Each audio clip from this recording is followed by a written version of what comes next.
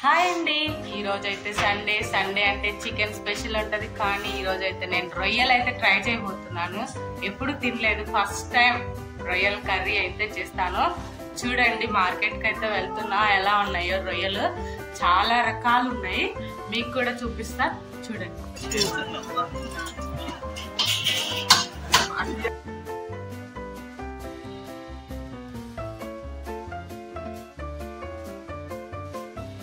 ఫైనల్గా అయితే చేపల మార్కెట్కి అయితే వెళ్ళిపోయాం. అక్కడ చాలా రకాల రొయ్యలు ఉన్నాయి. వాటిల్లో అయితే ఒక రకం రొయ్యలు అయితే తీసుకున్నాం. ఇవి శుభ్రం చేయడానికి కూడా అయితే నాకు రాదు. ఆమెకు చెప్తే ఆమె మొత్తం అవి తోక ముందు తల ఉంటుంది కదా, అవన్నీ తీసేసి అయితే ఇచ్చింది. ఒక అరకేజీ అయితే తీసుకున్నాం. రీజనబుల్ ప్రైస్ 150 అరకేజీ, కేజీ అయితే 300. అలా తీసుకొని ఇంటికైతే వచ్చేసినాం. ఇంకా శుభ్రం చేయాలంట, నాకు తెలియదు. మా ఫ్రెండ్ వచ్చి మళ్ళీ అవన్నీ తీసింది.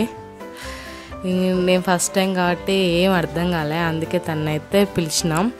మళ్ళీ వీడియోస్ చూసినా కానీ యూట్యూబ్లో కూడా ఏమీ అర్థమైంది, కానీ ఎందుకులే నేను చేయడం, మా ఫ్రెండ్తో చేపిద్దామని ఈరోజు అయితే తనతో అయితే చేపించాను. కర్రీ ఎలా వస్తుందో మీరు కూడా చూడండి. అలాగే నా ఛానల్ని సబ్స్క్రైబ్ కూడా చేయండి, లైక్ కూడా చేయండి. Please support him. ఇంకా దాంట్లోకి అయితే మసాలా అయితే ఇలా టమోటా, ఉల్లిపాయ, తెల్లవాయ, అల్లము, 2 జీడిపప్పులు వేసి అయితే పట్టేసిన. ఇంకా మా ఫ్రెండ్ అయితే క్లీన్ చేసి కడిగేసి అలా చేస్తుంది ప్రాసెస్ మొత్తం. నేనైతే చూస్తూ ఉన్నాను. రొయ్యలను అయితే ఫస్ట్ అయితే వాటర్లో వేసినాం. దీంట్లో కొంచెం ఉప్పు, పసుపు అయితే వేస్తున్నాం. కడాయి వద్దని మళ్ళీ వేస్తున్నాం. కడాయి హీట్ అయింది బాగా. ఈ అంతా ప్రాసెస్ మా ఫ్రెండ్ చేస్తుంది, నేనైతే చేయట్లేదు, నాకు రాదు కూడా. నూనె కొంచెం హీట్ అయినాకైతే పచ్చిమిర్చి చేసినాం ఫస్ట్. కరివేపాకు అయితే లేదు ఇక్కడ, చిక్కదు మ్యాక్సిమం కరివేపాకు. ఇక్కడ ఎక్కువ ఆలు చిక్కుతాయి బెంగాల్ కాబట్టి. కరివేపాకు మనలాంటి సైడ్ ఉండే గోంగూర అలాంటివి అయితే ఏమి ఉండవు. నాన్ వెజ్ ఎక్కువ ఉండదు ఇక్కడ. ఇంకా పచ్చిమిర్చి అయితే వేడవుతా ఉంది.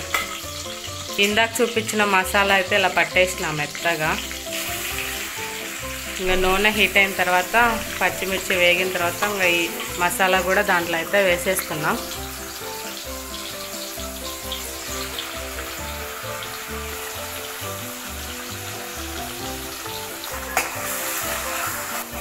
ఇంకా ఇప్పుడైతే ఇది వేగుతుంది, కాసేపు మూత అయితే పెట్టేస్తున్నాం. ఫస్ట్ టైం కదా, ఎలా ఉంటుందో చూడాలి. మళ్ళీ మూత తీసి అయితే ఇలా చేసుకుంటున్నాం. కర్రీలకు కావాలా, ఫ్రైలకు కావాలా? కర్రీ కొంచెం గుజ్జు గుజ్జుగా. కొన్నిదిలో ఉంది కట్టించింది. దీంట్లోకి అయితే కారం వేస్తున్నాం ఇప్పుడు, తగినంత కారం. మేము నా మీడియమే కదా కారం తినేది, ఏమి ఎక్కువ కారం తినం.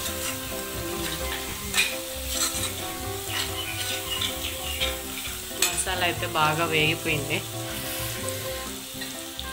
ఇక్కడ రొయ్యలు అయితే ఉడుకుతూ ఉన్నాయి, ఉడుకుబట్టినాయి. మసాలా అయితే బాగా వేగిపోయింది. ఇంకా దీంట్లో అయితే రొయ్యలు కూడా వేసేసినాం. ఇంతేనా మౌనింగా? బాగా ఆపాలి. ఎంతసేపు వేపాలి? 5 minutes. ఏది క్లాత్ అయితే ఇక్కడికి కావాలి. దీంట్లో అయితే గరం మసాలా, కొంచెం ఫిష్ మసాలా అయితే వేసినాం.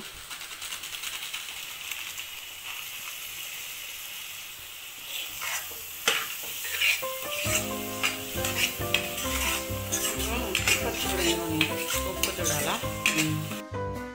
నేనైతే ఇప్పుడు టేస్ట్ చేయబోతున్నా. ఫ్రాన్స్ సైడ్ చూడండి, ఇంకా ఉప్పు కారం సరిపోయింది. టేస్ట్ అయితే సూపర్. తిని మా ఫ్రెండ్ తినేసింది కర్రీ. మళ్ళీ కొంచెం వాటర్ అయితే వేసేసినాం.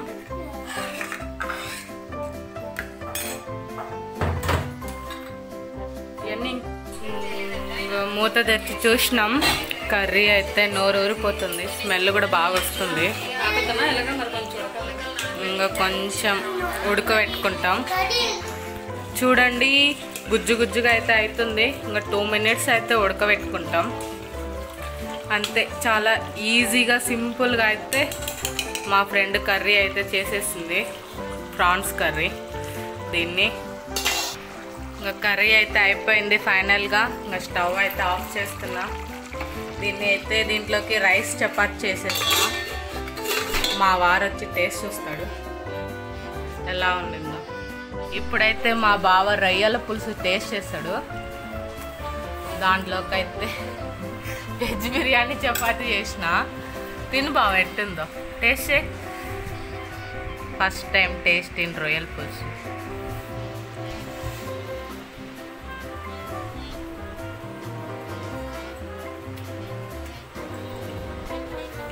బాగుందా? నిజంగా నేను మౌనిక చేసింది.